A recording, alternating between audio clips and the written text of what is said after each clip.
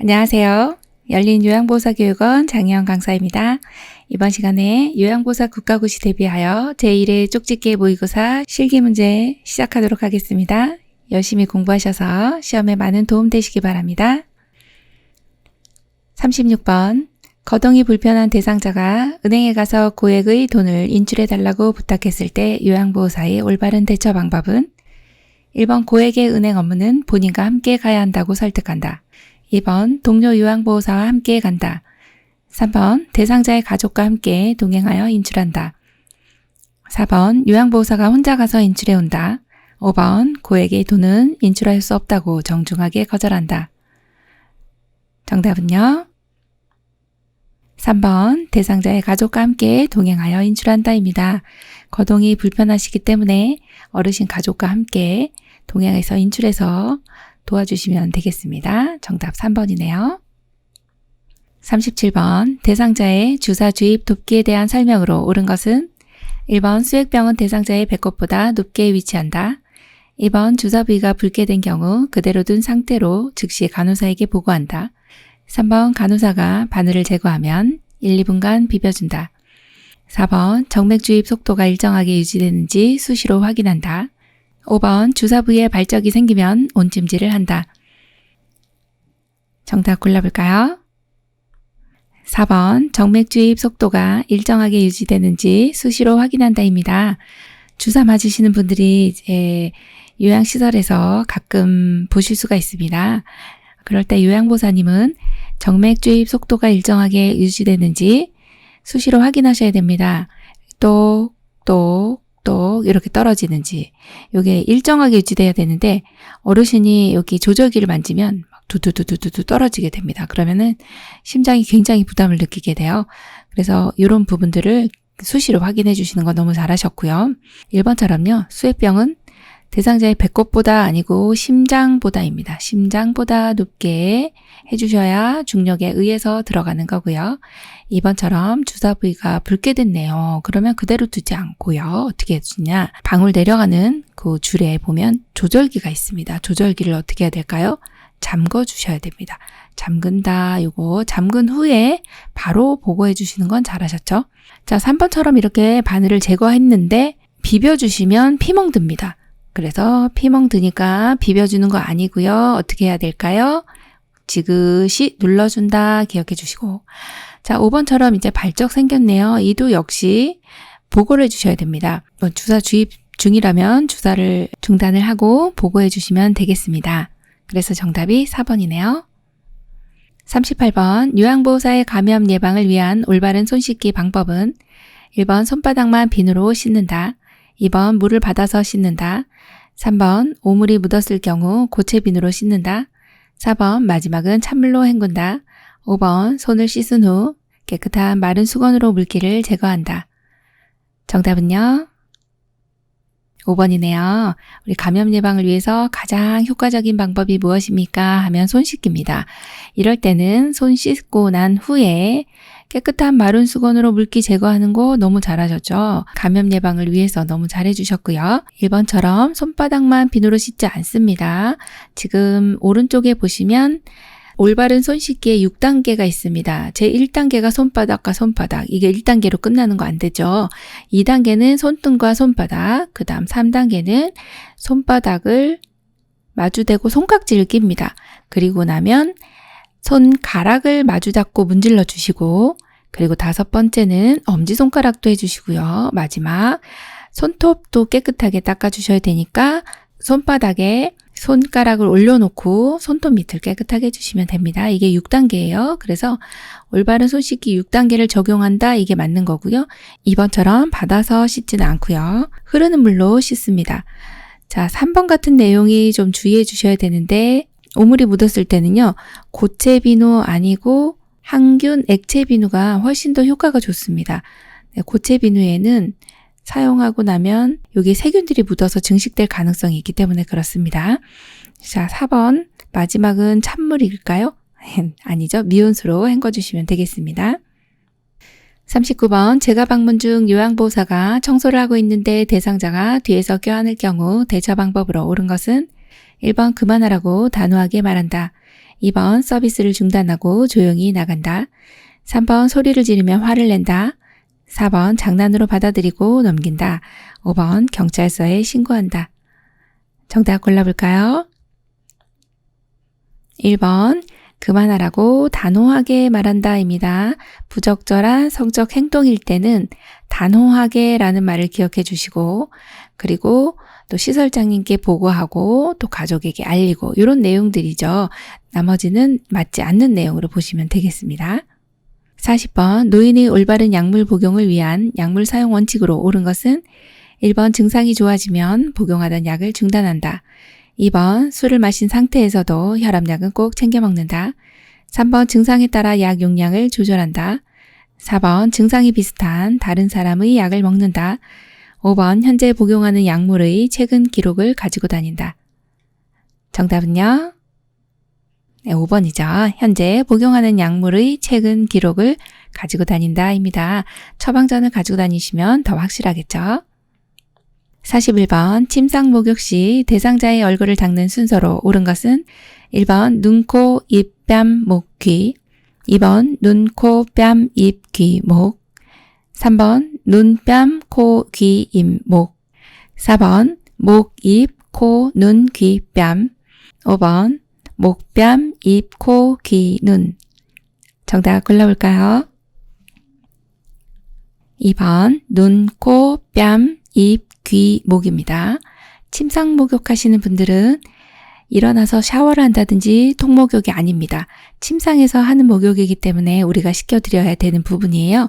그래서 얼굴 닦는 순서를 알고 계셔야 되는데 얼굴 중에서는 눈이 가장 먼저입니다. 요거 기억해 주시면 좋습니다. 그것도 눈은 눈곱이 없는 쪽, 즉 깨끗한 쪽을 먼저 닦는다. 요거 하나 체크해 드리고요. 깨끗한 쪽 먼저 닦고요. 그 다음에 눈곱이 있는 쪽을 닦되 안에서 바깥쪽으로 닦아주시는 거 중요하죠. 자, 그 다음에 눈. 이렇게 순서대로 내려와 봅니다. 화살표로 눈, 코, 뺨, 입 이렇게 기억해 볼게요. 그 다음 이마, 귀, 목인데요. 이 문제는 빠졌지만 순서로 따지면 이마, 귀, 목 이렇게 됩니다. 그래서 요게는 이마가 빠졌지만 순서를 나열하자면 눈, 코, 뺨, 입, 귀, 목 이렇게 되겠네요. 정답 2번입니다. 42번 대상자가 입맛이 없는 경우 식욕을 돋우는 방법으로 옳은 것은 1번 한 가지 음식을 푸짐하게 제공한다. 2번 양념을 강하게 해서 제공한다. 3번 먹고 싶어 할 때까지 음식을 주지 않는다. 4번 다양한 음식을 조금씩 보기 좋게 담아낸다. 5번 어떤 음식이 나왔는지 미리 알려주지 않는다. 정답 골라볼까요? 4번 다양한 음식을 조금씩 보기 좋게 담아낸다입니다. 이런 유형의 문제 많이 나옵니다. 왜 그럴까요? 어르신이 보통 입맛이 없는 경우가 많으세요. 그래서 식욕을 돋우는 방법이 많이 나오게 되죠. 입안도 한번 물로 헹궈주시고, 그리고 어르신 좋아하는 계란국 나왔네요.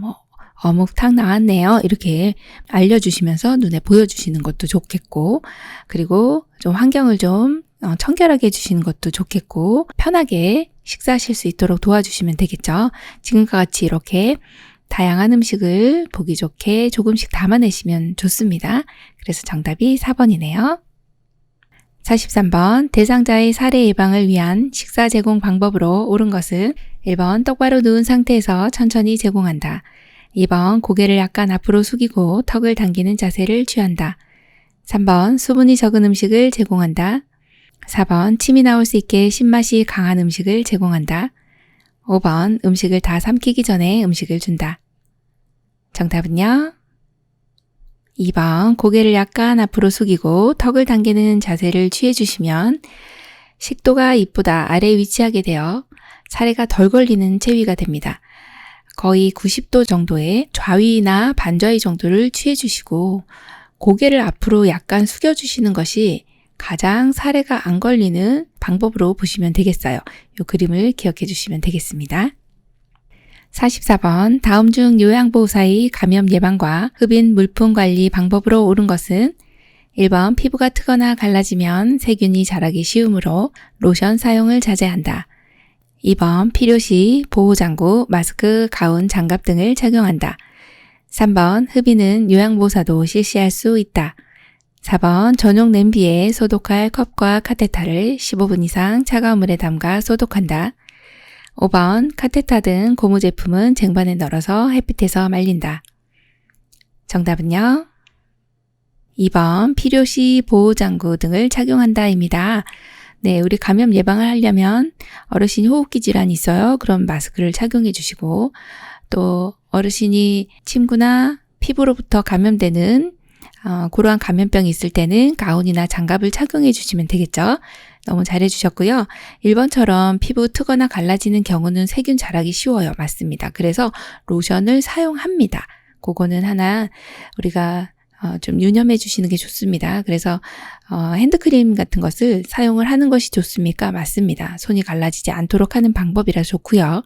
3번은 이제 흡입은 3번 같은 경우에 흡입은 요양보호사가 할 수 없는 내용입니다. 이것은 의료인이 시행하는 거기 때문에 요양보호사님은 할 수 없다. 이렇게 기억을 해주시면 되겠고요.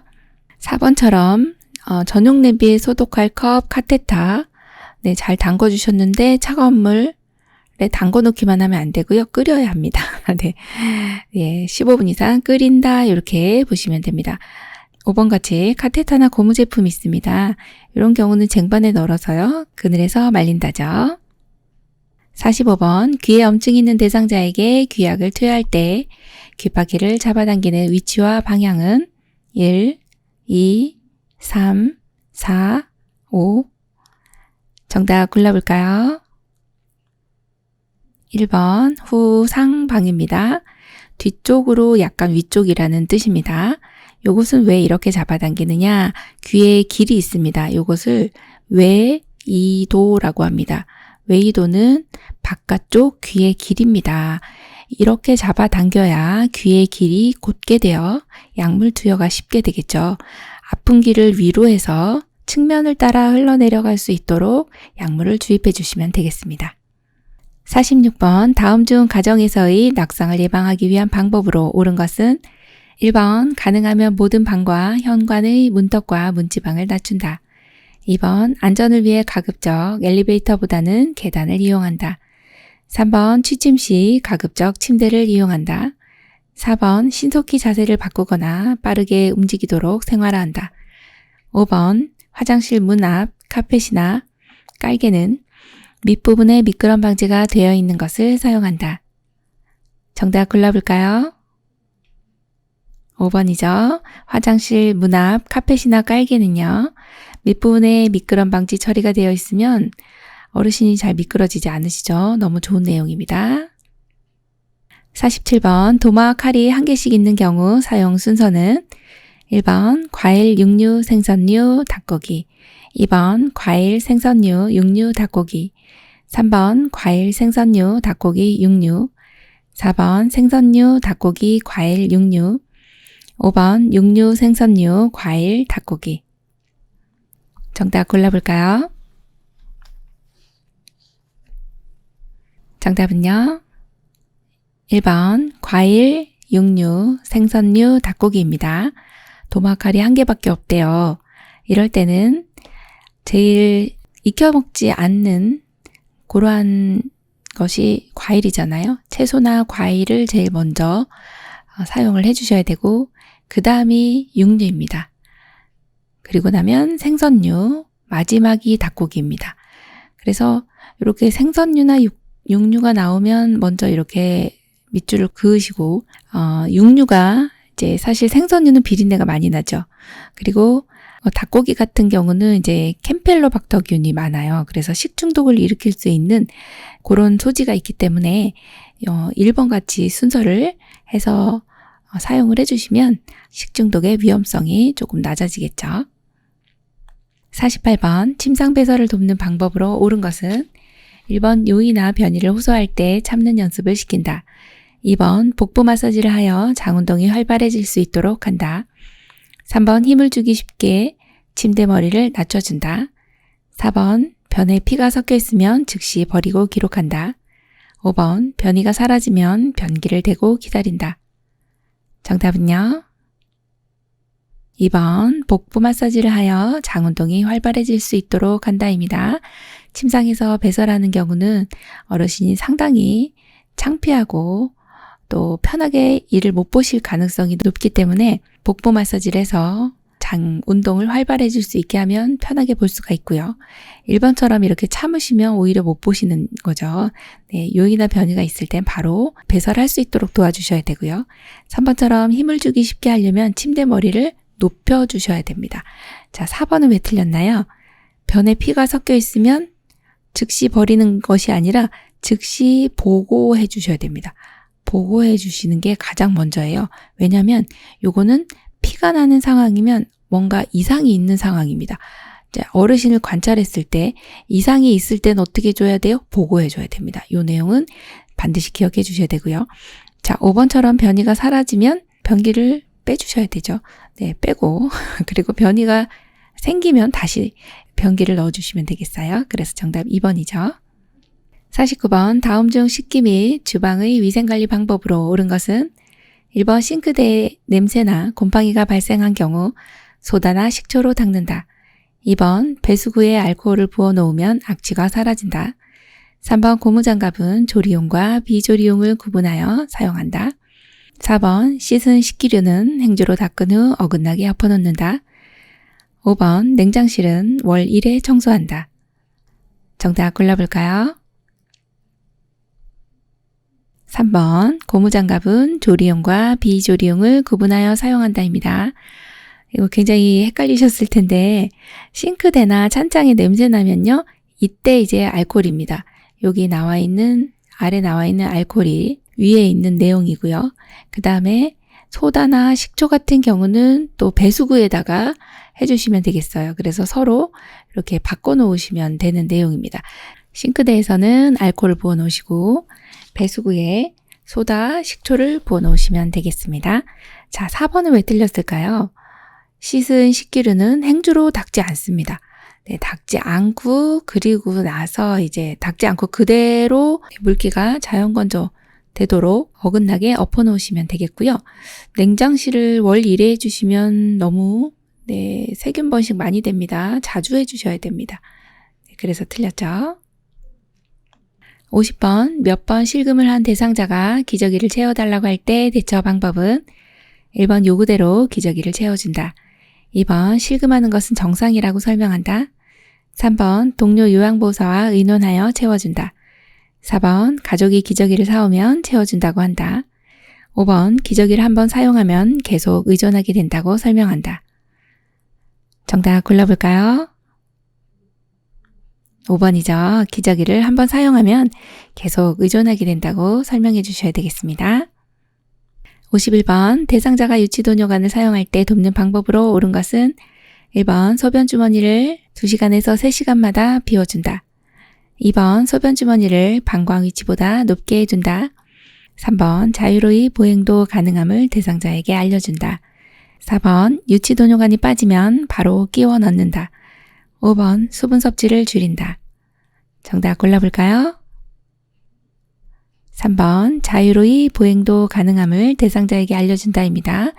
유치도뇨관 사용하시는 분들 지금 여기 어르신 한번 그림 보시면 사진에 이 어르신 이렇게 활동을 하실 수 있죠. 일어날 수 있습니다. 보행이 가능해요. 그래서 꼼짝 않고 누워 계신 게 아니라 이걸 들고 다니면서 이렇게 걸으실 수도 있고 활동할 수 있거든요. 그거를 꼭 알려주셔야 되고요. 유치도뇨관은 우리 소변 주머니라고 하는 것을 이렇게 아랫부분에 차고 계시는데 소변이 일정량 차면 비워주셔야 되는데 하루에 한 3번 정도면 충분하세요. 아주 많은 양이 나오지 않는 한은 한 하루에 보통 우리가 수분 섭취량이 1500에서 2000이라고 가정했을 때 그 정도가 소변량으로 나오거든요.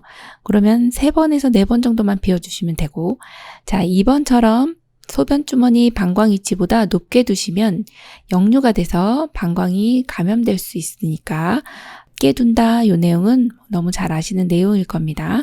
자, 4번처럼 유치도뇨관 빠지는 경우 있습니다. 그럴 때는 빨리 보고해 주셔서 의료인이 신속하게 조치를 취할 수 있도록 해주시면 되고요. 자, 그리고 이렇게 유치도뇨관 하고 계신 분들은 항상 이제 비뇨기계통 쪽에 요로 계통 쪽에 감염이 생길 확률이 높습니다. 그래서 감염 같은 경우는 수분 섭취를 충분히 해주시는 게 제일 좋거든요. 그래서 감염 소인이 있으신 분들은 수분을 충분히 섭취해준다. 그렇게 보시면 됩니다. 52번 편마비 대상자의 입안 헹구기를 돕는 방법으로 옳은 것은 1번 식사 중 수시로 입안을 헹군다. 2번 컵을 사용하지 못할 경우 빨대컵을 사용한다. 3번 앉을 수 없는 대상자는 건강한 쪽이 위로 한 자세를 취한다. 4번 입안 청결을 위해 뜨거운 물로 헹군다. 5번 입안이 헐었을 경우 연고를 발라준다. 정답 골라볼까요? 2번 컵을 사용하지 못할 경우 빨대컵을 사용한다입니다. 어르신이 지금 우리 요양시설에 가보면 이러한 빨대컵을 많이 쓰고 있습니다. 여기는 물이 담겨져 있을 때 혹시라도 넘어지거나 어르신이 잡다가 놓치는 경우가 있습니다. 그럼 물이 흐르지 않고요. 또 먼지 같은 게 들어가지 않고 또 어르신이 요 빨대를 통해서 이렇게 본인이 잡고서 물을 드실 때는 용량도 내가 먹고 싶은 만큼 조절할 수 있기 때문에 굉장히 편리한 그런 이제 도구라고 보시면 되겠어요. 그래서 컵을 사용하지 못할 경우에는 빨대컵을 사용해 준다. 그렇게 골라주시면 됩니다. 53번 대상자의 일상생활 지원 서비스 중 의류 세탁 방법으로 옳은 것은 1번 부분적으로 오염이 심한 경우에는 본 세탁을 한 뒤 부분 세탁을 한다. 2번 옷감의 종류와 색상, 세탁 방법에 상관없이 세탁한다. 3번 의류의 손상을 피하기 위해 오염이 심할 때에는 불리거나 부분 세탁을 병용하는 것이 좋다. 4번 세탁 방법과 세탁물에 따라 가능한 많은 양의 세제를 사용한다. 5번 간단한 수선이 필요한 경우는 세탁 후 수선한다. 정답 골라보겠습니다. 3번 의류의 손상을 피하기 위해 오염이 심할 때는 불리거나 부분 세탁을 병용하는 것이 좋다입니다. 네, 이거는 맞는 답이죠. 오염이 심할 때는 이제 부분 세탁해 주시면은 그 부분이 깨끗이 이제 세탁이 되는 거고요. 1번은 왜 틀렸나 보니까요. 본 세탁을 한 뒤에 부분 세탁 아니고요. 부분 세탁을 한 뒤에 본 세탁이죠. 그래서 틀렸고. 자, 2번처럼 그냥 종류, 색상, 방법에 상관없이 그냥 막 빨래 세탁기에 놓고 돌리면 안 됩니다. 네, 그래서 이거는 상관없이 한다 안 되고요. 굉장히 종류가 다양하기 때문에 그 방법에 따라서 해주셔야 되고. 자, 4번 같은 경우는 많은 양의 세제 사용하면은 환경오염도 될 뿐만 아니라 많다고 해서 꼭 세탁이 잘 되는 건 아니에요. 그래서 적정한 양을 써주셔야 되고요. 자, 5번은 약간 헷갈릴 수가 있는데 간단한 수선이 필요한 경우는요. 수선 후 세탁 이렇게 기억을 해주시는 게 좋습니다. 수선 후 세탁한다. 그래서 정답이 3번이네요. 54번 다음 중 세탁 후 건조하는 방법으로 옳은 것은 1번 흰색 면직물 그늘에서 건조한다. 2번 합성 섬유 의류 햇볕에서 건조한다. 3번 니트류 햇볕에서 건조한다. 4번 청바지류 색이 바라지 않게 뒤집어서 말린다. 지퍼는 열어둔다. 5번 색상이 있는 블라우스 통기성이 좋은 곳에서 채반등에 펴서 말린다. 정답은요? 4번 청바지류는 색이 바라지 않게 뒤집어서 말린다. 이때 지퍼는 열어두셔야 되겠어요. 네, 요걸 골라주시면 되고요. 자, 우리 이런 문제가 나오면 주부님들은 세탁을 많이 하기 때문에 잘 아시는데 남성분들 좀 어려울 수 있습니다. 한번 잘 볼게요. 흰색 면직물은요. 햇볕에서 건조합니다. 그래야 뽀송뽀송하게 잘 마르고요. 합성 섬유는 색이 변할 수 있고요. 그래서 이것을 그늘에다가 말려주셔야 됩니다. 니트는 어떨까요? 요것이 바로 이제 통기성이 좋은 곳에 채반에 널어서 펴서 이렇게 해주시는 것이 니트예요. 니트는 옷걸이에다 걸어서 말리시면은 어깨 쪽이 쭉 늘어납니다. 그래서 채반에다가 이렇게 널어서 펴서 말려주시는 거고요. 4번은요. 색상이 있는 것은 합성섬유와 비슷하게 생각하시면 돼요. 이것은 그늘에서 건조를 해주셔야 색이 변하지 않습니다. 55번 여성 대상자의 침상 목욕을 돕는 방법으로 옳은 것은 1번 팔은 손목 쪽에서 팔 쪽으로 닦는다. 2번 유방은 위에서 아래로 닦는다. 3번 복부는 배꼽을 중심으로 시계 반대 방향으로 닦는다. 4번 다리는 허벅지에서 발끝으로 닦는다. 5번 얼굴은 이마를 먼저 닦는다. 정답 골라볼까요? 1번 팔은 손목 쪽에서 팔 쪽으로 닦는다입니다. 손목 쪽에서 팔 쪽으로 닦는 이유는 정맥 혈액을 심장 쪽으로 밀어주는 데 도움이 되기 때문입니다. 이 내용은 어르신이 침상에 누워 계시면 순환이 안 되기 때문에 이렇게 순환을 돕는 방법으로 좋은 방법이라 시험에 자주 되거든요. 손목 쪽에서 팔 쪽 혹은 어깨 쪽으로, 그리고 발 쪽에서는 어디로 가야 될까요? 발끝에서 허벅지 쪽, 이렇게 말초에서 중심으로 간다. 이 내용을 꼭 기억해 주시고요. 자, 2번은 왜 틀렸을까요? 유방이요. 생긴 모양을 생각해 보시면 이 모양대로 해주시면 돼요. 원을 그리듯이. 자, 그 다음에 3번은요. 복부는 배꼽 중심으로 시계 반대 방향 아니고 시계 방향이요. 자, 4번은 허벅지에서 발끝이 아니라 발끝에서 허벅지로, 그래서 그림과 같이 이렇게 올려주시면 되고, 자, 5번은요. 얼굴에서 제일 중요한 건 뭘까요? 하면은 눈입니다. 그래서 눈을 가장 먼저 한다. 이거 기억해 주시면 되겠습니다. 56번 왼쪽 편마비 대상자에게 단추가 없는 티셔츠를 갈아입히는 순서로 옳은 것은 1번 왼쪽 팔, 머리, 오른쪽 팔 순으로 벗긴다. 2번 오른쪽 팔, 머리, 왼쪽 팔 순으로 벗긴다. 3번 오른쪽 팔, 머리, 왼쪽 팔 순으로 입힌다. 4번 왼쪽부터 벗기고 왼쪽부터 입힌다. 5번 오른쪽부터 벗기고 오른쪽부터 입힌다. 정답은요? 2번 오른쪽 팔, 머리, 왼쪽 팔 순으로 벗긴다입니다. 지금 갈아입히는 순서기 때문에 여기 뒷부분에 보시면 입는 건지 벗는 건지를 먼저 체크해 주셔야 됩니다. 그래서 여기 벗는 게 있고 입는 게 있어서 일단은 우리가 뭘 체크해야 되냐면 여기 입는 경우는 마비된 쪽이 먼저, 그 다음에 벗는 경우는 건강한 쪽이 먼저, 이 내용을 꼭 기억해 주시고요. 입을 때는 마비된 쪽, 벗을 때는 건강한 쪽이 먼저다. 그러면 지금 여기는 왼쪽 편마비 대상자면서 단추가 없는 티셔츠. 자, 단추 없는 티셔츠는 항상 가운데 머리가 들어갑니다. 자, 그럼 머리가 들어가는 걸로 골라주셔야 되고, 그리고 갈아입힐 때 여기 입을 때는 마비된 쪽, 벗을 때는 건강한 쪽이잖아요. 자, 벗는 건 먼저 볼 건데 벗을 때는 어느 쪽이요? 건강한 쪽이요. 그럼 여기서 이분은 왼쪽 편마비이기 때문에 오른쪽이 건강하죠. 그래서 2번이 정답인 거죠. 오른쪽 팔, 그 다음에 가운데 항상 뭐가 들어가야 돼요? 머리. 네, 단추가 없는 티셔츠는 머리가 가운데 들어가야 되고, 그리고 마지막 불편한 쪽이 가야 됩니다. 그래서 여기 오른쪽 팔, 그 다음에 머리, 세 번째 불편한 쪽 이렇게 가주시면 되겠습니다. 57번 편마비 대상자를 침대에서 일어나 앉게 하는 방법으로 옳은 것은 1번 요양보호사는 대상자의 불편한 쪽에 선다. 2번 대상자의 건강한 손을 가슴 위에 올려놓는다. 3번 대상자의 양쪽 무릎을 굽혀 세운 후 어깨와 엉덩이를 지지하여 요양보호사 쪽으로 돌려눕힌다. 4번 요양보호사는 등과 어깨를 지지하고 반대 손은 발목을 지지하여 일으켜 앉힌다. 5번 대상자가 마비된 손으로 짚고 일어날 수 있게 한다. 정답 골라볼까요?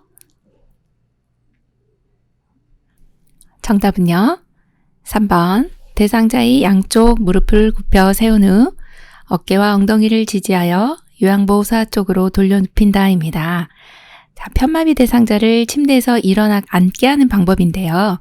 오른쪽에 보이는 그림 보시면 지금 옆으로 돌려 눕힌 상태에서 이렇게 상체를 건강한 손으로 짚으면서 우리 요양보호사님은 어깨와 다리 뒤쪽, 대퇴부 쪽을 지지해 주시면서 이렇게 앉으시는 내용이 나와 있잖아요. 이렇게 앉으시는데 이 바로 전 단계가 뭐냐면 옆으로 돌려 눕힌 다음에 그 다음에 일어나셔야 되거든요. 그러려면 대상자의 양쪽 무릎을 굽혀 세운 후 이게 이제 첫 번째고요. 그 다음에 두 번째가 어디를 지지하느냐, 엉덩이하고 어깨를 지지해서 요양보호사 쪽으로 돌려 눕히시면 됩니다. 이게 맞는 거고요. 1번은 왜 틀렸을까요? 요양보호사님은요, 대상자의 불편한 쪽에 서는 것이 아니라 건강한 쪽에 서 있습니다. 지금 여기 그림 보세요. 어느 쪽에 서 있나요? 사진에? 네, 건강한 쪽에 서 있으시죠? 자, 2번 보시면 대상자의 건강한 손을 가슴 위에 올려놓나요? 아닙니다. 불편한 쪽입니다. 여기 1번 그림에 보시면 불편한 쪽, 여기 지금 이렇게 동그라미 쳐 있죠? 여기가 지금 불편한 쪽입니다. 왼쪽이죠? 네, 불편한 쪽을 가슴 위에다가 올려놓으신다. 요걸 기억해 주시고, 자, 그 다음에 네 번째는 왜 틀렸나 볼까요? 요양보호사는 등과 어깨를 지지하고 반대 손은 발목? 아니죠. 네, 요양보호사님은 등과 어깨는 맞았어요. 근데 반대 손은요, 발목 아니고 대퇴부 쪽을 지지해 주셔야 되겠네요. 그래서 틀렸고요. 자, 5번 같은 경우는 대상자가 마비된 손으로 짚으시면 일어나기가 힘듭니다. 그래서 어느 손이요? 건강한 손을 짚고 일어나시면 되겠네요. 58번. 대상자가 침대 위에서 이동 후 안면 창백, 어지러움, 구토, 식은땀 등의 증상이 나타날 경우 대처 방법은 1번 침상을 올려준다. 2번 옆으로 눕히고 담요를 덮어준다. 3번 똑바로 눕히고 다리 밑에 베개를 받쳐준다. 4번 일어나 앉힌 후 물을 마시게 한다. 5번 원래 자세로 눕히고 간호사에게 보고한다. 정답 골라볼까요? 5번 원래 자세로 눕히고 간호사에게 보고한다입니다. 침대 위에서 이동 후, 그렇다면 침대 위에서 지금 누워 계시다가 앉으시는 경우가 되겠죠. 자, 그런데 안면 창백, 어지러움, 구토, 식은땀 이런 증상들이 나타납니다. 이것을 이제 기립성 저혈압이다 그렇게 봅니다. 그런 경우는 원래 체위대로 돌려보내주시면 됩니다. 그리고 얼른 보고를 해주셔야 되겠죠. 간호사에게 보고한다. 그래서 정답 5번입니다. 59번 대상자를 침대에서 옆으로 눕히기 위한 방법으로 옳은 것은 1번 돌려 눕히려고 하는 반대쪽으로 머리를 돌린다. 2번 양손을 양쪽 옆구리에 나란히 댄다. 3번 돌려 눕는 방향과 반대쪽 발을 다른 쪽 발 위에 올려놓는다. 4번 요양보호사는 돌려 눕히려고는 반대쪽에 선다. 5번 돌려 눕히려는 쪽 어깨와 엉덩이에 손을 대고 돌려 눕힌다. 정답은요?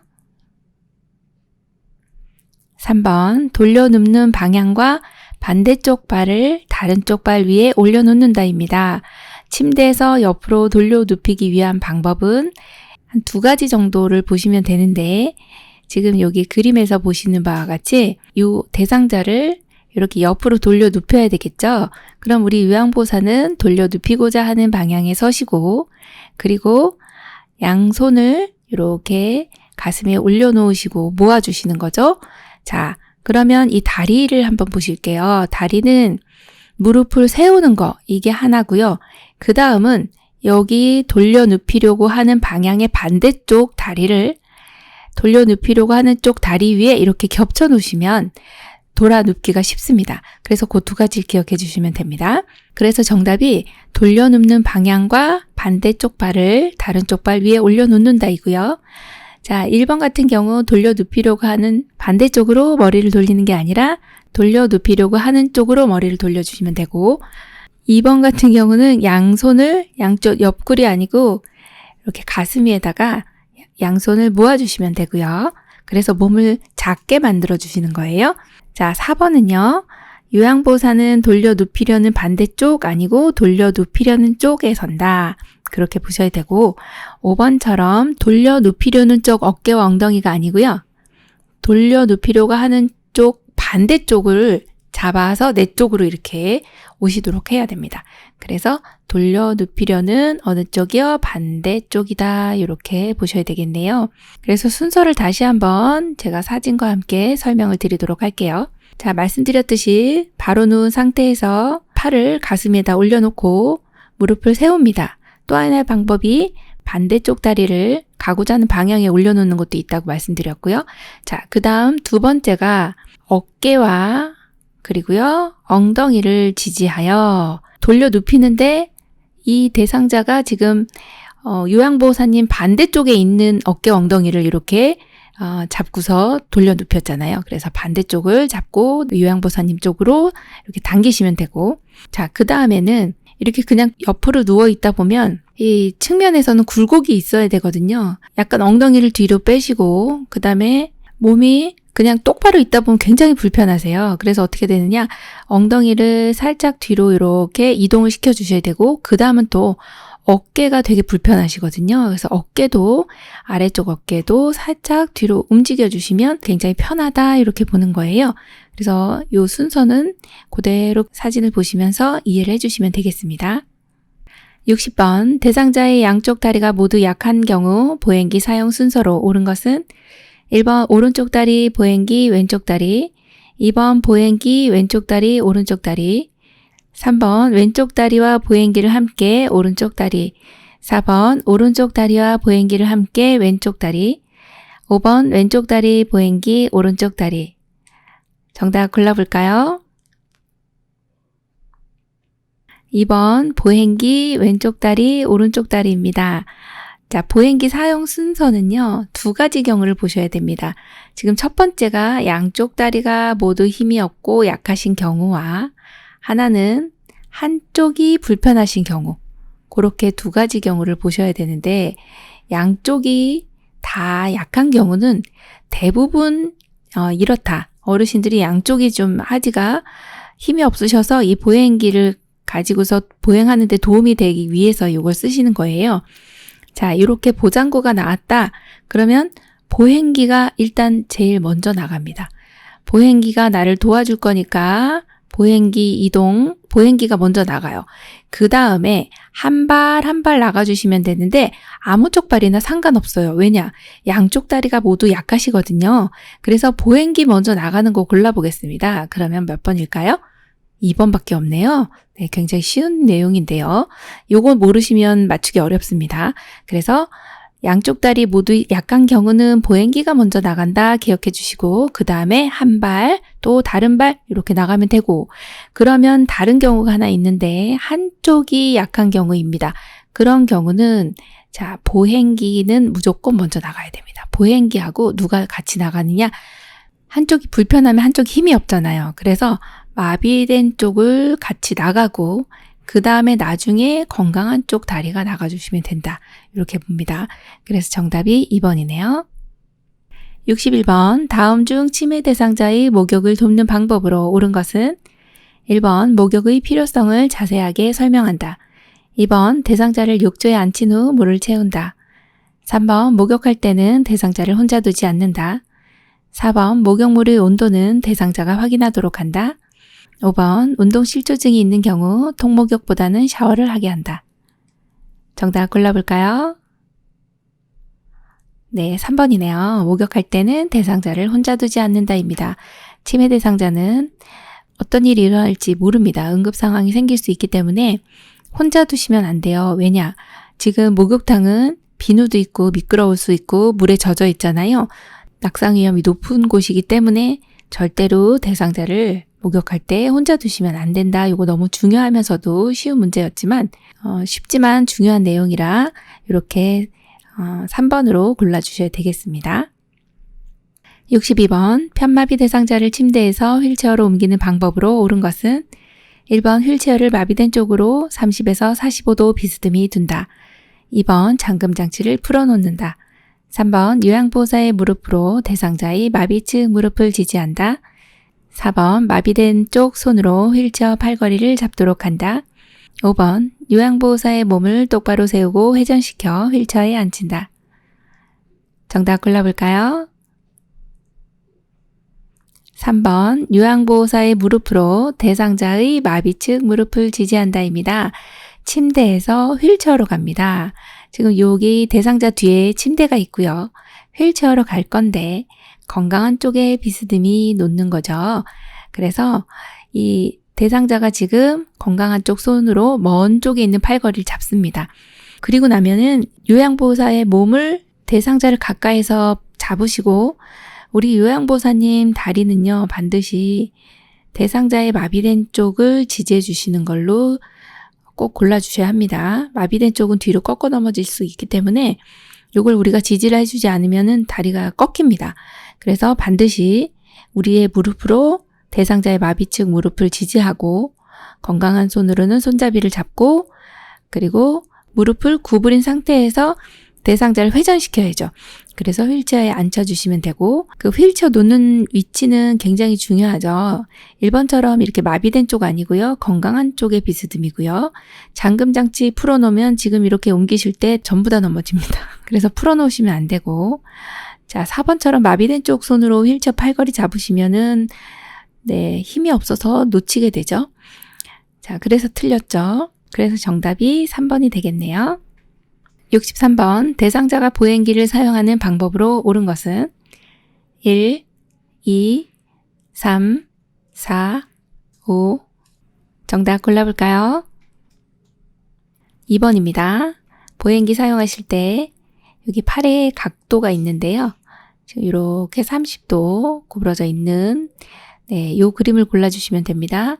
나머지는 이제 각도부터가 틀렸고 특히나 5번 같은 경우 이렇게 사용하시는 분들 많은데 요거 절대로 안 되는 내용이라서 정말 삼가해 주셔야 되고요. 허리를 이렇게 세우시되 이 팔 각도가 30도 구부러지는 것으로 골라주시면 2번이 정답이 되겠습니다. 64번 왼쪽 편마비 대상자를 바닥에서 휠체어로 옮길 때 돕는 방법으로 옳은 것은 1번 오른손으로 휠체어를 잡게 하고 마비측 무릎을 세워 휠체어에 앉힌다. 2번 오른손으로 휠체어를 잡게 하고 건강한 쪽 무릎을 세워 휠체어에 앉힌다.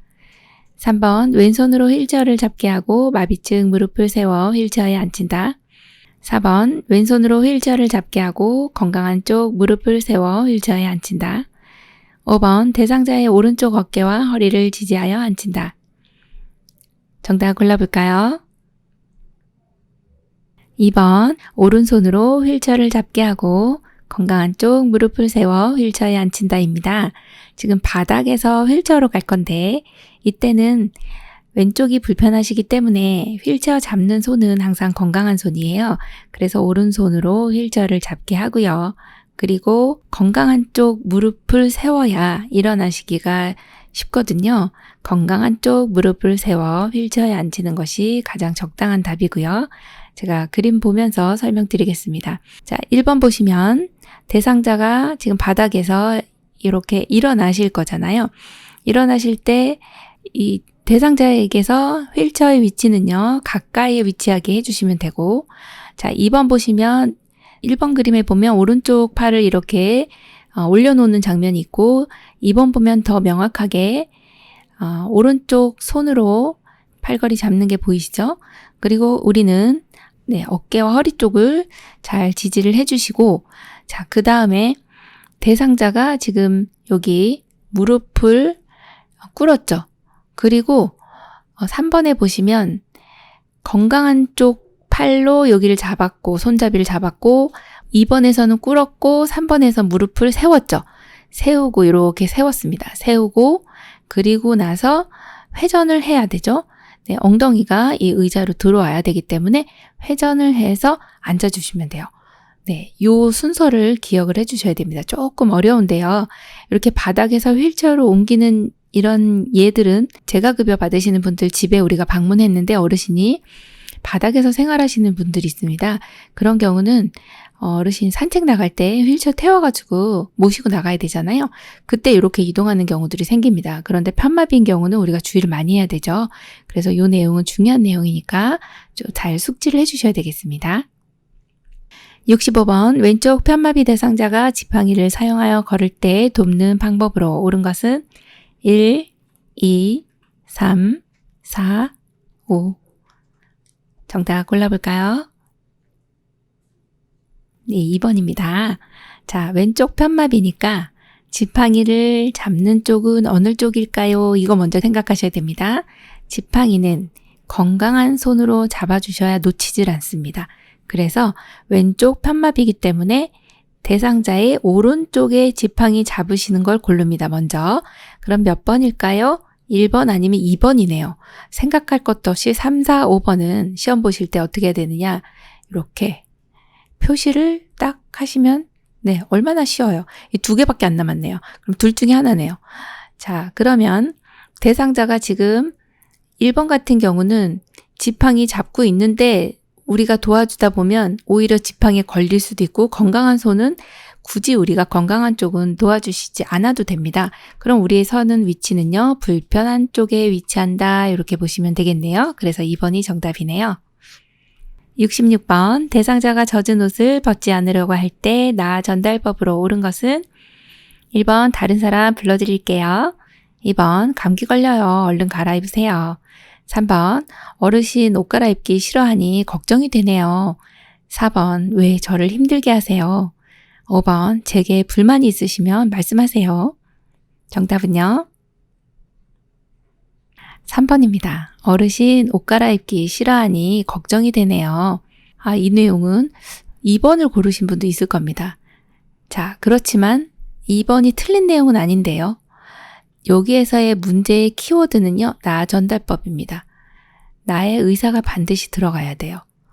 어르신 감기 걸려요. 얼른 갈아입으세요. 이거는 지금 현 상태에 있는 어르신께 그냥 평범하게 할 수 있는 대화의 내용이고요.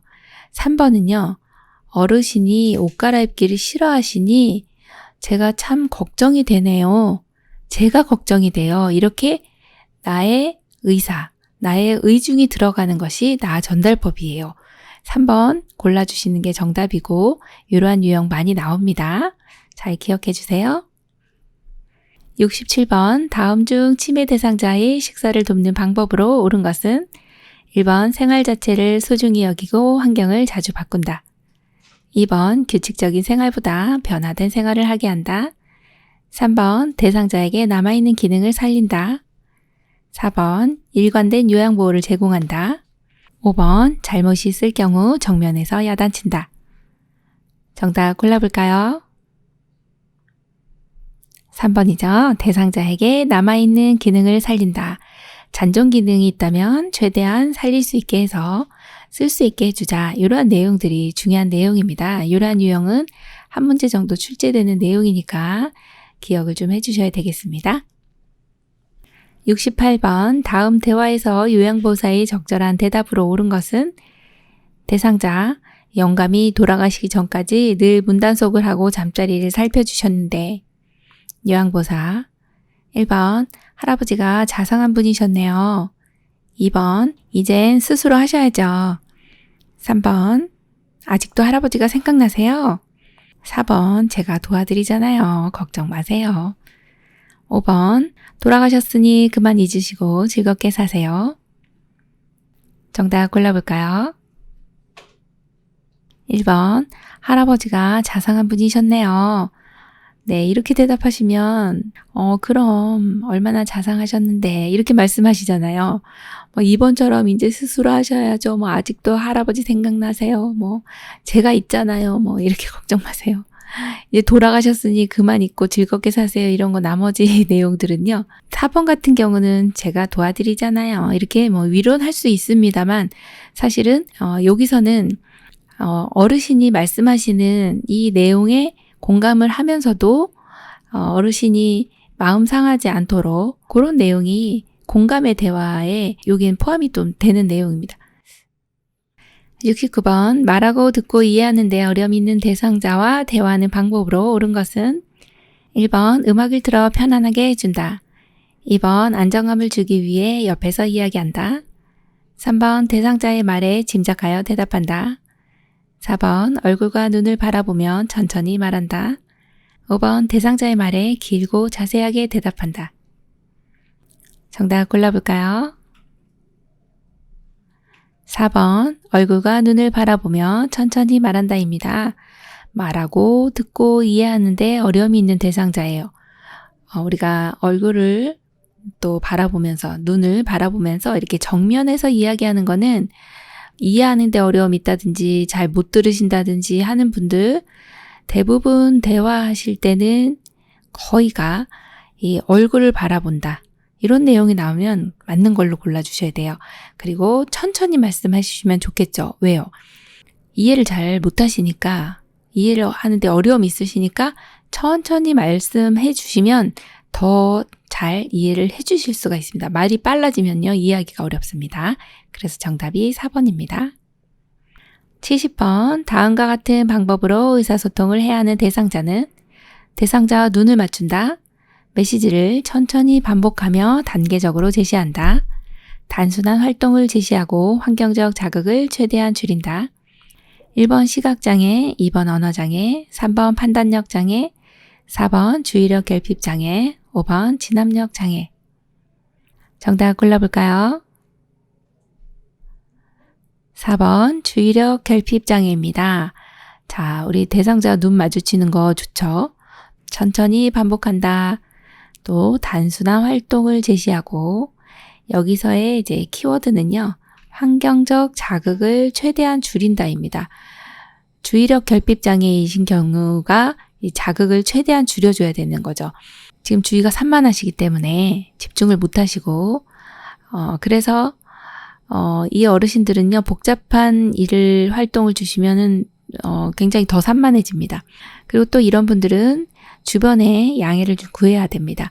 이분이 좀 주의력 결핍 장애가 있으셔서 조금 산만하더라도 양해해 주시고 자극을 안 주셨으면 좋겠습니다. 이렇게 얘기를 해주셔야 돼요. 미리 말씀해 주시는 것이 좋습니다. 그래서 정답이 4번이네요. 71번, 치매 대상자가 화장실에서 손에 비누를 들고 먹으려 할 때 올바른 대처 방법은 1번, 입에 넣지 못하게 강제로 뺏는다. 2번, 다독거리며 내려놓으라고 설득한다. 3번, 평소 좋아하는 간식과 교환한다. 4번, 먹어보고 비누인지 알 수 있게 기다린다. 5번, 주의를 주고 행동을 멈추게 한다. 정답 골라볼까요? 3번, 평소 좋아하는 간식과 교환한다입니다. 화장실에서 손에 비누를 들고 드시려고 하네요. 어르신이 비누를 드시고 나온 거예요. 입에 비누를 잔뜩 묻히고 나오셨어요. 이미 드셨습니다. 자, 그런 경우들이 있는데 이렇게 비누를 드시는 분들은요. 이거를 지금 음식인지 비누인지 잘 분간을 못 하시는 거예요. 그것을 이제 음식이 아닌 걸 드시는 그런 증상들을 이식증이다 이렇게 얘기를 합니다. 그래서 이런 분들은요. 냉장고에 붙여놓은 야채 자석 같은 거 절대 붙여놓으시면 안 되고요. 주방에 음식물 쓰레기 주방에다 놓으시면 막 다 드십니다. 그래서 안 되고 이렇게 비누를 드시려고 한다 그랬을 때는 평소 좋아하는 간식과 교환하면 제일 좋습니다. 여기 어르신들 좀 어려운 일이 있을 때요. 이렇게 좋아하는 간식을 가지고서 어르신들 좀 교환해 주시면 어르신 비누하고 바로 바꾸십니다. 그래서 3번으로 골라주시면 됩니다. 72번 치매 대상자가 의심이 많은 이유에 대한 설명으로 옳은 것은 1번 물건을 놓은 장소를 기억하고 있기 때문 2번 돌보는 가족보다 모르는 주변 사람이 의심의 주 대상이 되기 때문 3번 자신이 처한 상황들에 대한 수용이 가능하기 때문 4. 자신의 경험과 주위 환경을 이해하는 것이 점차 어렵기 때문 5. 선망 증상의 일종으로 치매 대상자에게 흔히 나타나는 증상이다. 정답 골라보겠습니다. 4번이네요. 자신의 경험과 주위 환경을 이해하는 것이 점차 어렵기 때문에 의심이 많아집니다. 이러한 내용들 의심을 마구 하는데 자, 이런 상황을 이제 의심망상이다 이렇게 얘기를 하죠. 자신의 경험과 주위 환경을 이해하는 것이 점차 어렵기 때문에 마구마구 의심을 합니다. 왜 의심을 할까요? 1번 보시면 물건 놓은 장소 잘 기억 못합니다. 그렇기 때문에 의심을 하고요. 특히나 2번처럼 모르는 주변 사람이 의심의 대상이 되는 것이 아니라 가족이나 돌보는 사람을 의심을 합니다. 자, 그래서 모르는 주변 사람이 아니라 가족을 더 의심하게 됩니다. 3번 같은 경우는 이 어른의 상황에 대해서 다 수용이 안 되죠. 그리고 5번 같은 경우는 선망이 아니라 망상으로 보셔야 되겠습니다. 네, 선망은 이제 환각 증상이라든지 환청이라든지 환시 이런 상황이 이제 선망이거든요. 그거하고는 이제 망상하고 선망하고는 틀리다는 거 알고 계셔야 되겠습니다. 그래서 정답이 4번이네요. 73번 시설에 입소 중인 치매 말기 대상자와 요양보호사의 대화 내용으로 옳게 연결된 것은 1번 약 드셨어요? 몰라. 2번, 오늘 누가 왔다 갔나요? 아들이 왔다 갔어. 3번, 아들 이름이 뭐예요? 홍길동. 4번, 여기가 어디인가요? 요양원. 5번, 어르신 배가 아프세요? 어르신 배가 아프세요. 정답 골라보겠습니다. 5번입니다. 어르신 배 아프세요? 어르신 배 아프세요. 똑같이 얘기하는 거죠. 앵무새처럼 따라하기. 그 다음 무언증, 이런 것들이 치매 말기 대상자의 대화 양상입니다. 그래서 우리가 여쭤보잖아요. 그럼 똑같이 대답하세요. 그럼 말기입니다. 그래서 정답이 5번이네요. 74번, 치매 대상자가 다음과 같은 문제 행동을 보일 때 대처 방법으로 옳은 것은 낮에는 유순하지만 해질녘이 되면 갑자기 침대 밖으로 뛰쳐나오거나 방을 왔다 갔다 하며 불안해한다. 1번, 대상자가 좋아하는 음악을 틀어준다. 2번, TV를 끄고 조용하게 해준다. 3번, 실내 조명을 어둡게 조절한다. 4번, 대상자가 혼자 산책하게 한다. 5번, 충동적 행동을 할 때 신체적 제재를 가한다. 정답 골라보겠습니다. 1번, 대상자가 좋아하는 음악을 틀어준다입니다. 지금 다음과 같은 문제 행동은요, 해질녘만 되면 이상 행동이 나타나요. 이것을 석양증후군이다 이렇게 얘기를 하죠. 석양증후군은요, 해가 지면서 어르신의 이상 행동들이 나타나는 겁니다. 이럴 때는 좋아하는 음악을 틀어주신다든지 혹은 이제 반려견이나 반려묘, 애완동물하고 같이 있는다든지 어떤 취미 활동을 한다든지 이런 내용들이 좋아요. 그래서 1번이 정답이고요. 2번은 왜 틀렸나 보니까 TV를 끄면 안 됩니다. 켜주시고요. 너무 시끄럽게 해주시는 건 아니지만 TV를 끄고 밝게 해주는 내용 때문에 그래서 2번이 틀린 거고요. 자, 3번처럼 어둡게 해주시면 안 돼요. 자, 4번처럼 또 혼자 산책하시면 큰일 납니다. 무슨 일이 일어날지 몰라요. 자해를 하실 수도 있고 나가서 이제 안 좋은 상황이 생길 수가 있어요. 그래서 함께 있어준다 이 내용 중요하고요. 5번처럼 충동적 행동을 할 때 신체적인 제재는 가하지 않습니다. 네, 어르신의 이런 행동 양상들이 나타날 때는 이제 좀 같이 있어준다든지 또는 좋아하는 취미생활 한다든지 옆에 있어준다 이런 내용들이 좋거든요. 가급적이면 신체적 제재는 가하지 않는 걸로 보셔야 되겠네요. 그래서 정답이 1번입니다. 75번, 골절을 당한 대상자를 돕는 방법으로 옳은 것은 1번, 어디가 골절되었는지 스스로 움직이도록 하여 확인한다. 2번, 상처 부위에 온찜질을 하여 염증이 생기지 않도록 한다. 3번, 튀어나온 뼈는 직접 압박하여 고정한다. 4번, 골절된 부위에 부목을 사용하여서는 안 된다. 5번, 담요 등을 덮어주어 대상자를 따뜻하게 한다. 정답 골라볼까요? 5번, 담요 등을 덮어주어 대상자를 따뜻하게 한다입니다. 골절을 당하셨네요. 골절이라고 하는 것은 뼈가 이렇게 부러지거나 금이 가는 이런 상태입니다. 뼈가 단순히 이렇게 금이 가거나 부러진 경우도 골절이지만 튀어나온 경우도 복합골절이거든요. 자, 그 두 경우가 다 골절이라고 보시면 되는데 이럴 때는 이 뼈 속에 사실은 골수라고 하는 그 조직이 있어요. 골수라고 하는 것은 이 안에 이렇게 피를 만드는 그런 조직입니다. 이 뼈 속에서 피를 만들어줘요. 그렇기 때문에 골절을 입으면 어떤 상황이 될까요? 당연히 출혈도 같이 동반이 되겠죠.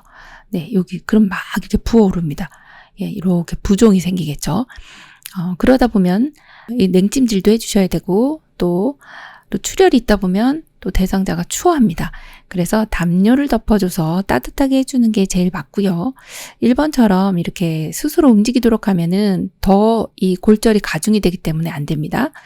그래서 틀렸고 2번처럼 온찜질하면 부종이 있고 할 때 더 부어오를 수 있습니다. 그래서 온찜질 안 되고요. 냉찜질 해주셔야 됩니다.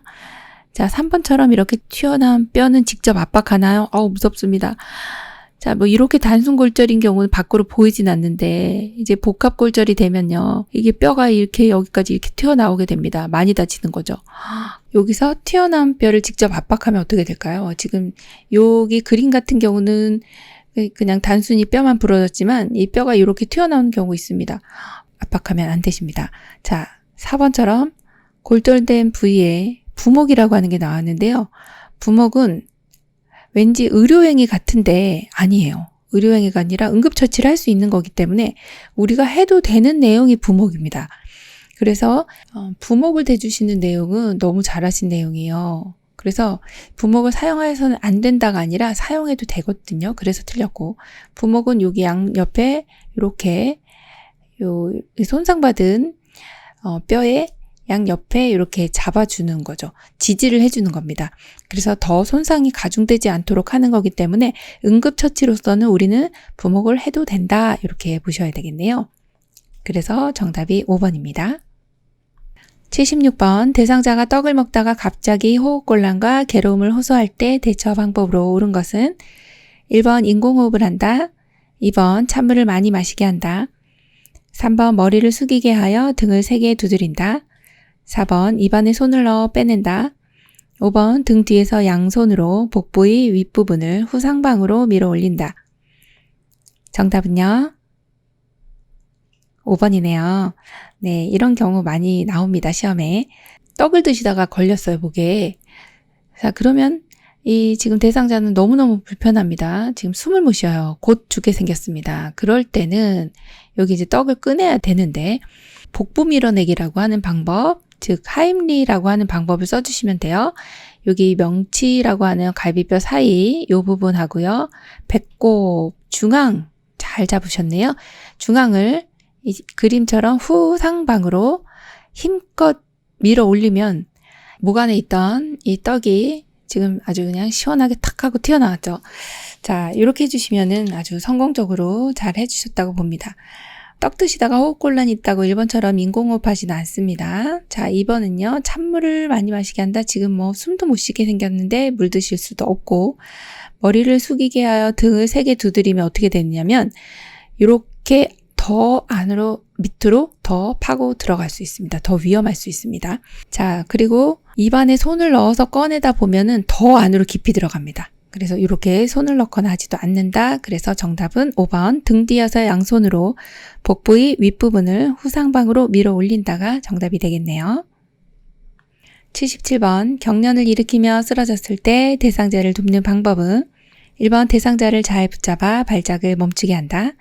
2번 입안에 수건을 넣어주어 치아를 보호한다. 3번 경련으로 굳어진 팔다리를 가볍게 주무른다. 4번 주위에 있는 위험한 물건을 치운다. 5번 입안에서 침이나 거품이 나오면 바로 눕힌다. 정답 골라볼까요? 4번 주위에 있는 위험한 물건을 치운다입니다. 경련을 일으키며 쓰러졌을 때는 지금 이렇게 조그만 사진이 있는데요. 요 그림을 보시면 경련을 지금 몸이 이렇게 떨고 있는 요 내용이 나오죠. 몸을 부르르 떨고 있네요. 주기적으로 일어나는 경련을 내전증이라고 하고, 알코올 중독일 때도 경련이 일어나고, 또 뇌졸중이 있을 때도 경련이 일으키고, 저혈당일 때도 일어날 수 있어요. 어떤 상황이든지 경련이 일어나면 이 응급처치는 동일합니다. 지금 막 경련이 일으키고 있을 때 주변에 위험한 물건들을 치워주셔야지 대상자가 안 다치는 거죠. 예를 들어 책상이 있는데 책상 쪽으로 넘어지면서 이렇게 경련이 일어나면 위에 있는 물건들이 다 떨어지거든요. 그래서 지금 여기에 있는 대상자 주변에 있는 위험한 물건을 치워주시면 되고, 1번처럼 이제 대상자를 잘 붙잡아 발작을 멈추게 한다. 아닙니다. 붙잡지 않습니다. 이 대상자는요, 1분에서 2분 정도면 경련이 멈추게 됩니다. 근데 5분 이상 지속됐을 때는 119에 빨리 신고해서 병원에 가주셔야 됩니다. 처음 하는 경련이라든지 이렇게 시간이 오래된 경련은 빨리 병원에 가주셔야 돼요. 자, 그 다음에 2번은요. 입안에 수건을 넣어주시면 이 기도가 지금 혀가 뒤로 말려가면서 기도를 막을 수 있어요. 그래서 입안에 뭔가도 넣지 않습니다.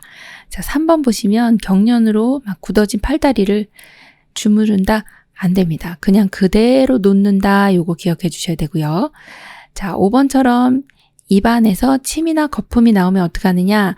옆으로 눕혀 주셔야 이제 입안에서 나오는 이 분비물들이 잘 흘러내려갈 수가 있습니다. 그래서 옆으로 눕힌다 봐주셔야 되겠네요. 바로 눕히는 게 아니라. 정답이 4번입니다. 78번 대상자의 팔에 뜨거운 물이 쏟아졌을 때 대처 방법으로 옳은 것은 1번 흐르는 수돗물에 발을 직접 댄다. 2번 환부에 붙어있는 옷을 벗긴다. 3번 환부에 얼음을 대고 문지른다. 4번 물집이 생기면 터뜨린다.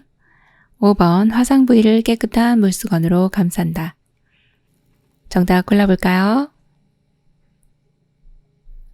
5번 화상 부위를 깨끗한 물수건으로 감싼다입니다. 대상자의 팔에 뜨거운 물이 쏟아졌네요. 자, 이런 경우를 이제 화상이라고 하는데 화상은 1도, 2도, 3도. 네, 1도, 2도, 3도 이렇게 나누죠.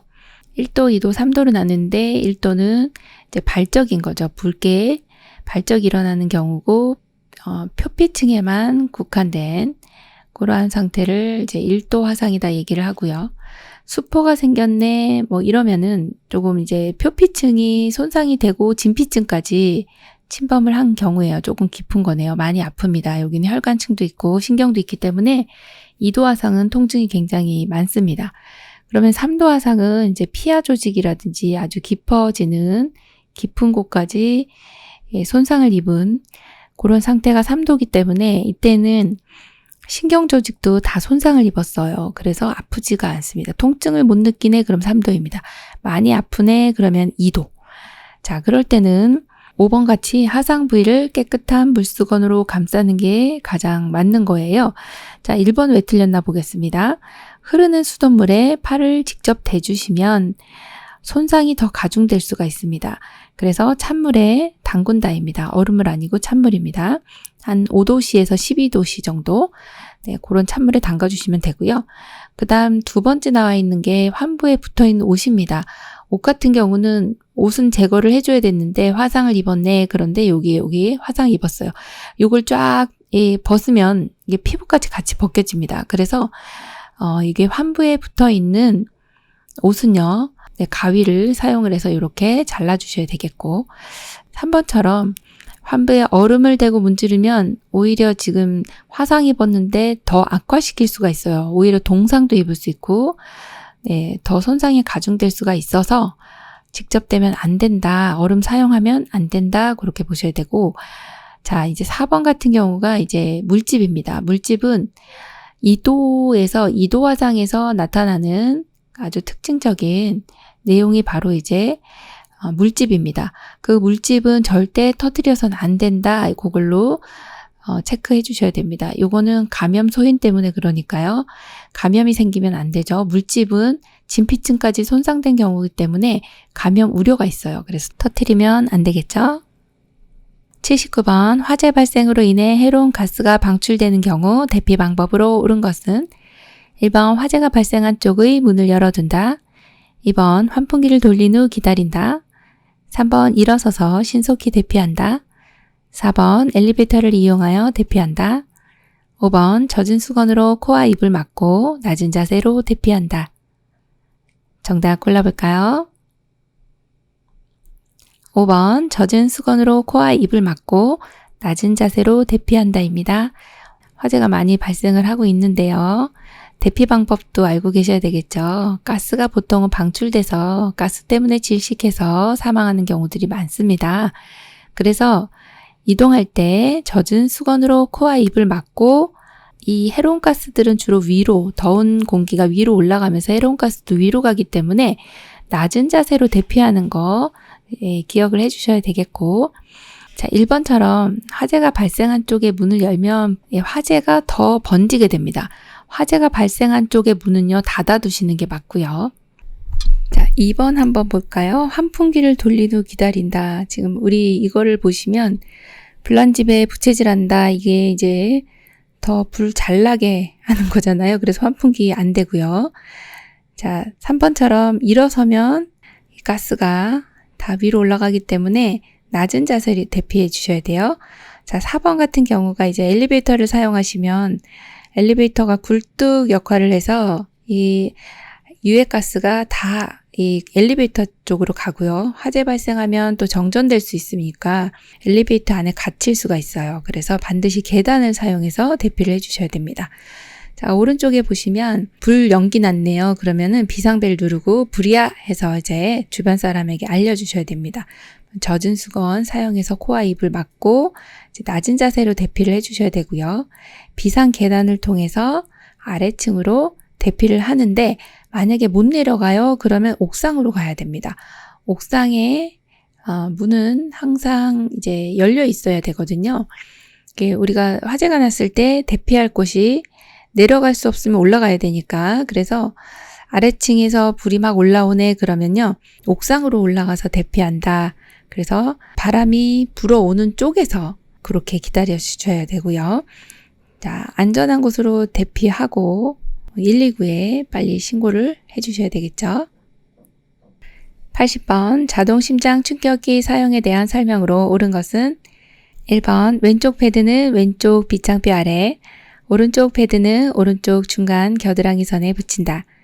2번 전문 의료진이 사용해야 한다. 3번 제세동 버튼을 누르기 전에 놀라지 않도록 손을 잡아준다. 4번 심폐소생술 시행 중 자동 심장 충격기가 도착하면 지체 없이 적용한다.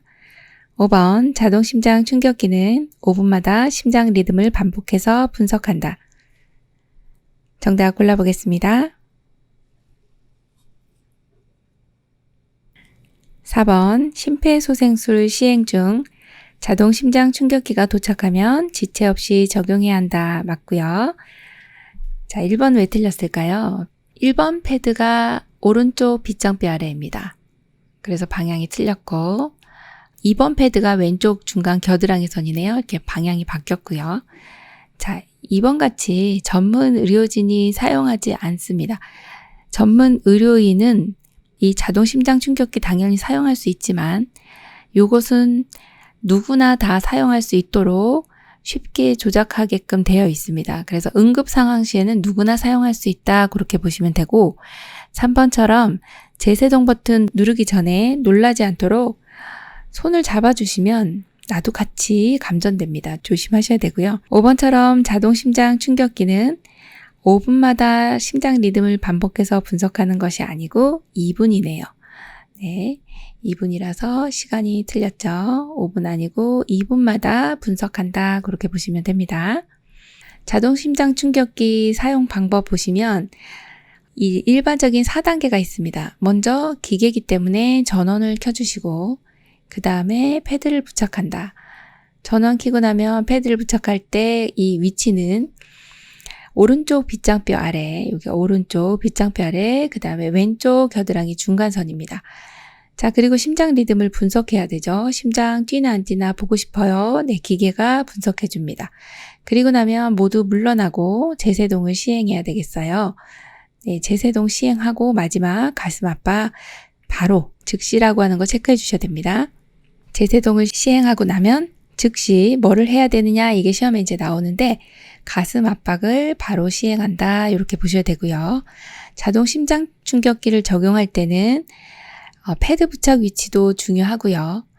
3번 같이 심장 리듬을 분석할 때 하고 그 다음에 제세동을 시행할 때는 대상자에게서 떨어져야 정확하게 심장 리듬을 분석할 수 있고 또 제세동 시행했을 때 다른 사람들이 감전되지가 않습니다. 그래서 여기 이제 우리 구조자 보시면 양쪽 손을 이렇게 펼쳐져 있잖아요. 이렇게 체크를 해야 됩니다. 대상자에게서 떨어지세요 라고 하는 내용이고 지금 4번 같은 경우도 여기 대상자에게서 떨어지세요 라고 하는 거 요 3번과 4번 같은 경우는 대상자에게서 떨어진다 그렇게 보시면 되겠습니다.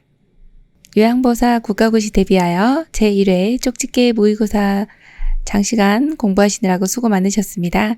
이번 시험에 많은 도움 되시기 바랍니다. 열린요양보사교육원 장혜영 강사였습니다. 감사합니다.